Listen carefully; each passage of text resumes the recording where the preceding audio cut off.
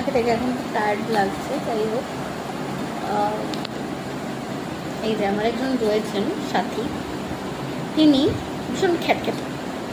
আমার বাড়ির লোককে যখন আমি দুঃখটা প্রকাশ করতে চাই, তখনই আমার বাড়ির লোক বলে যে ইনি নাকি আমার মতন।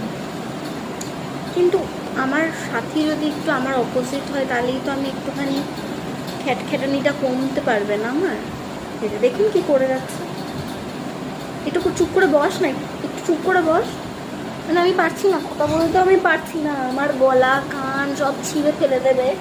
এতক্ষণ ধরে আমার বাটি থেকে খাবারও টানাটানি করার চেষ্টা করছিল, কিন্তু আমি কথাও বলতে পারছি না এখন।